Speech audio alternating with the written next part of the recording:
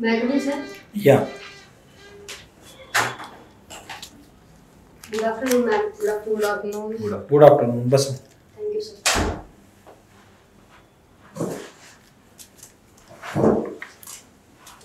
कुठून आलात बरं तुम्ही?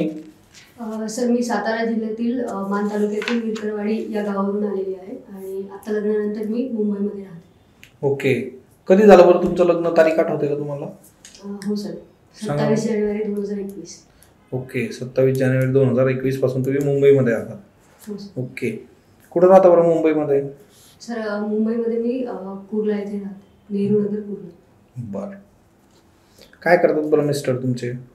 सर ते STI आहेत, माझगाव इथे GST भवनला कार्यरत आहेत. बरं. STI आहेत. ओके. मुंबईच्या काय समस्या आहे बरं? 5 समस्या सांगा बरं.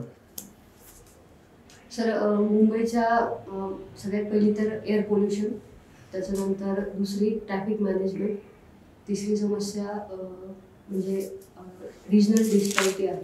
काही भागामध्ये खूप जास्त म्हणजे चांगला एरिया आहे आणि काही ठिकाणी खूप स्लम आणि अशा गोष्टी.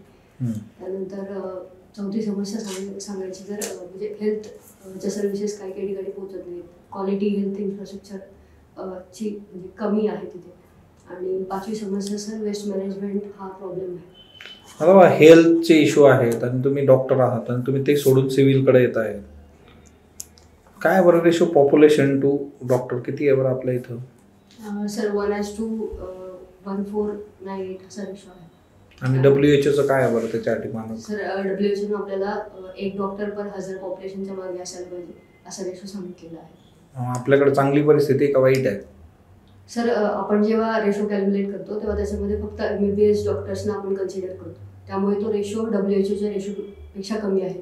पण त्याच्यामध्ये जर आपण आयुष डॉक्टर्सला ॲड केलं तर तो रेशो जो आहे तो 1:800 येतो. त्यामुळे आपल्याकडे चांगला रेशो आहे असं म्हणता येईल. ओके. आयुषचा फुल फॉर्म सांगा बरं. सर आयुषचा फुल फॉर्म त्याच्यामध्ये 5 प्रकारच्या वेगळ्या पॅथीज आहेत, त्या फुल फॉर्ममध्ये येतात आणि 2 इतर पण आहेत. A for Ayurveda, Y for yoga, U for Unani, S for सिद्धा अँड H फॉर होमिओपॅथी आणि नॅचरोपॅथी आणि सोवारिकपा या सुद्धा त्याच्यामध्ये इन्क्लुडेड आहे. सोवारिकपाचं काय कुठं वापरली जाते बरं सोवारिकपा? सर सोवारिकपा ही एक ट्रॅडिशनल सिस्टीम आहे जी तिबेटमध्ये मुख्यतः वापरली जाते. आता आयुषसाठी मंत्रालय वगैरे सगळं आहे, पण होमिओपॅथीचं एकही गव्हर्नमेंट कॉलेज का नाही बरं महाराष्ट्रामध्ये? सर गव्हर्नमेंट कॉलेज का नाही याचं कारण नाही माहिती मला, पण प्रायव्हेट कॉलेजेस आपल्याकडे खूप आहेत. खूप आहेत पण गव्हर्नमेंटचं एकही नाही. हे जरा तुम्हाला याच्यामध्ये काय वाटत म्हणजे असं वेगळेपण आहे ना ते. जसं आयुर्वेदाची काही गव्हर्नमेंट कॉलेजेस आहेत.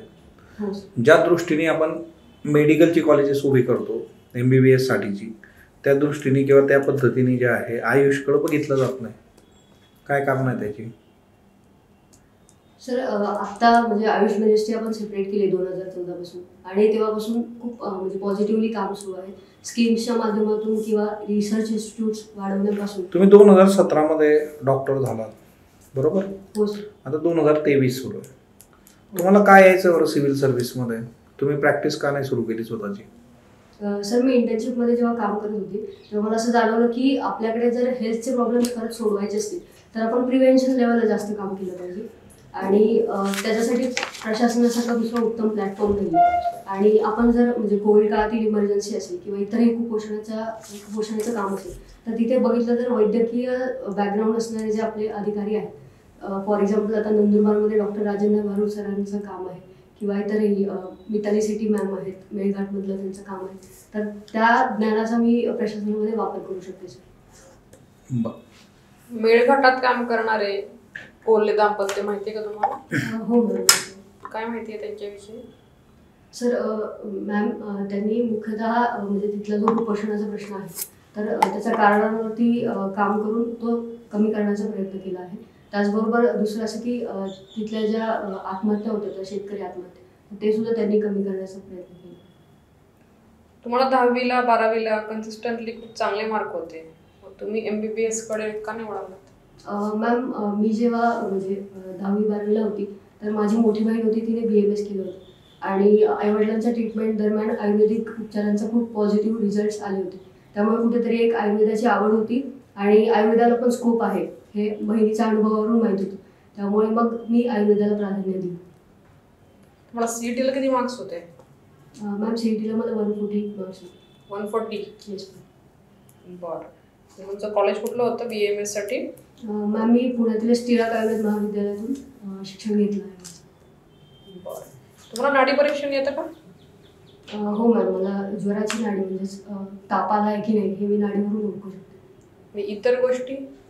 मॅम तेवढा डेप्थमध्ये अभ्यास नाही, त्यामुळे ज्वराची नाडी फक्त ओळखू शकते, बाकी नाही करू शकते. ते कधी येऊ शकतं बरं, की तुम्हाला कुठल्याही गोष्टीचं की काय आजार झालेला आहे, काय इश्यू आहे ते नाडी बघूनच कळेल, असं कधी येईल तो अनुभव तुम्हाला? म्हणजे कधी येऊ शकतं ते एक्सपर्टाईज? मॅम त्याला म्हणजे खूप वर्षांची प्रॅक्टिस पाहिजे आणि तेवढ्या सूक्ष्म लेवलला आपला त्याचा अभ्यास पाहिजे, तेव्हाच ते जमू शकेल. बरं. काही ठिकाणी आपल्याला असं दिसतं की काही वैद्य असा दावा करतात की पिकलेले पांढरे केस काळे करून देतो, ते खरंच होतं का बरं? मॅम ते म्हणजे केस पिकले याची कारण आपल्याला पहिले तपासायला लागतील.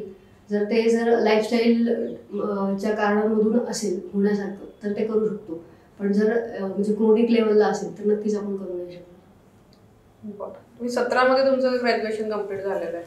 तुम्ही Yes, काही ma'am. दिवस थोडे दिवस पण काही प्रॅक्टिस केली नाहीत का? नाही मॅम, मी पूर्णवेळ स्पर्धा परीक्षेचा अभ्यास करत होती आणि त्याबरोबर मी वेल्हा भागामध्ये आणि पुण्याच्या भावे हायस्कूलमध्ये किशोरी मुलींसाठी काम करत होती. बरं. तुमचे काही विकनेसेस आहेत का?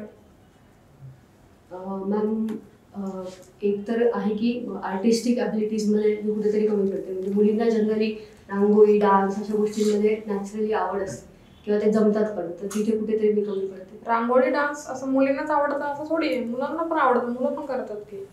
हो मॅम, नक्कीच करतात, पण मुली नॅचरली करतात किंवा त्याच्यात जास्त इंटरेस्ट असतो, तर माझा तसा थोडासा कमी आहे. बरं. अजून तुमचे स्ट्रेंथ काय आहेत? मॅम माझ्या स्ट्रेंथ अशा आहेत की लिडरशिप क्वालिटीज आणि टीमवर्क मी खूप चांगलं करू शकते.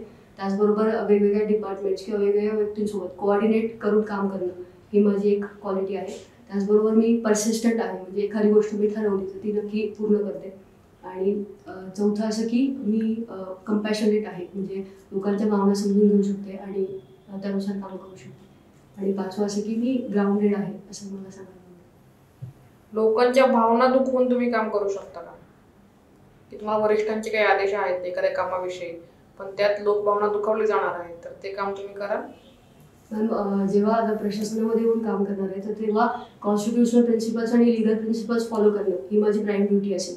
मग लोकांच्या भावना न दुखावता ते कुठेतरी कन्सल्टेशनच्या माध्यमातून त्यांच्यापर्यंत चांगल्या पद्धतीने कसं जाईल आणि त्यांच्या भावना दुखावल्या जाणार नाही याच्यासाठी मी काळजी घेईन. म्हणजे पोस्ट प्रेफरन्सेस कसे आहेत? मॅम डेप्युटी कलेक्टर हा माझा पहिला प्रेफरन्स आहे, त्यानंतर डेप्युटी सुप्रिटेंडंट ऑफ पोलीस, त्यानंतर चीफ ऑफिसर, तहसीलदार. DYSP ला पहिला प्रेफरन्स का नाही दिला? मॅम माझं पहिल्यापासूनच म्हणजे एक्स्ट्रा करिक्युलर अशा गोष्टी खूप केल्या आहेत, त्यामुळे डायव्हर्स एरियाजमध्ये काम करायची आवड आहे. आणि DC हा एक संवर्ग आहे, त्याच्या अंतर्गत आपल्याला वेगवेगळ्या पदांवरती काम करायची संधी मिळते किंवा वेगवेगळ्या डिपार्टमेंट्समध्ये काम. तुम्हाला DYSP म्हणून पण ती संधी मिळूच शकते ना. पोलीसमध्ये पण भरपूर वेगवेगळे विभाग आहेत. मॅम मला कुठल्याही पदावरती संधी मिळाली तरी मी तिथे उत्तम काम करेन, पण आपल्याला प्रायोरिटीने पदं मांडायची होती, म्हणून मग DC मला असं वाटलं की तिथे जास्त संधी आहे वेगवेगळ्या क्षेत्रात काम करण्याची, म्हणून मी ते आधी. ठीक सर. तुमच्या हॉबीज आहेत का काही? येस सर, आत्मचरित्र वाचणं आणि चरित्र वाचणं आणि त्याचबरोबर ट्रेकिंग करणं हे माझे हॉबीज आहेत. मला सांगा, ट्रेकिंग आणि हायकिंग याच्यामध्ये काय डिफरन्स आहे बरं? सर ट्रेकिंग आणि हायकिंग याच्यामध्ये म्हणजे डिफिकल्टी लेवलमध्ये फरक आहे. हायकिंग इज काइंड ऑफ म्हणजे कुठे आता फॉर एक्झाम्पल पुण्यामध्ये आपण घेतलं तर आपण पर्वतीला गेलो तर ते हायकिंग येईल, आणि ट्रेकिंग म्हणताना एक गड अपेक्षित आहे की एक मॉडरेट हाईट अपेक्षित आहे, आणि डिफिकल्टी लेवल ही ट्रेकिंगमध्ये जास्त असते, हायकिंगमध्ये कमी असते. ओके. रिसेंटली बघा न्यूजमध्ये रॅट होल मायनिंग जे आहे हे टनलच्या संदर्भात न्यूजमध्ये होते, बरोबर?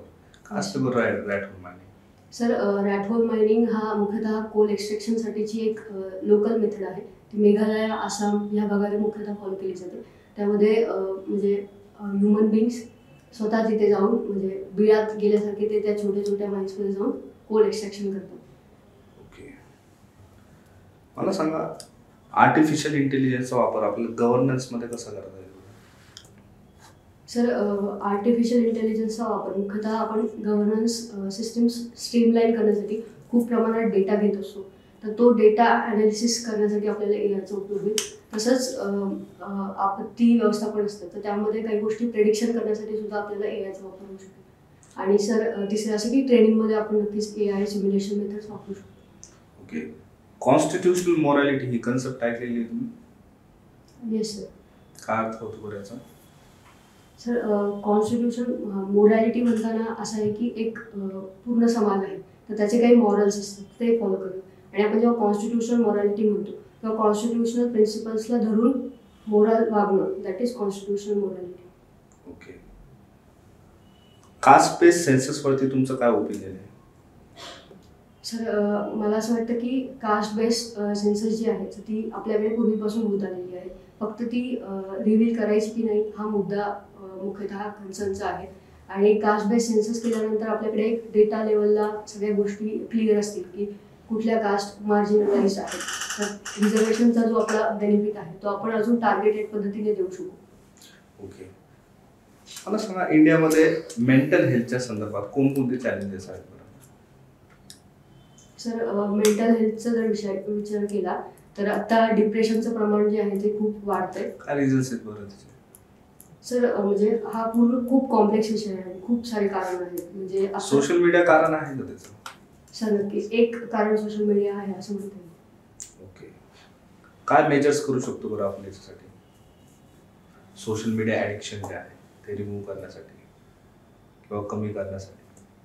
सर अवेअरनेस तर सगळ्यात पहिल्यांदा करायला पाहिजे. आणि त्यानंतर मग आपण म्हणजे टेक्नॉलॉजी टूल्स वापरूनच सोशल मीडिया रेग्युलेट करू शकतो. जसं की आजकाल खूप नवीन नवीन ॲप्स आलेत जे की ॲप टाईम मोजतात आपल्याला अवेअर करतात. तर आपल्यामध्ये जर स्वतःहून अवेअरनेस जनरेट होत नसेल तर अशा ॲप्सचा आपण उपयोग करू शकतो.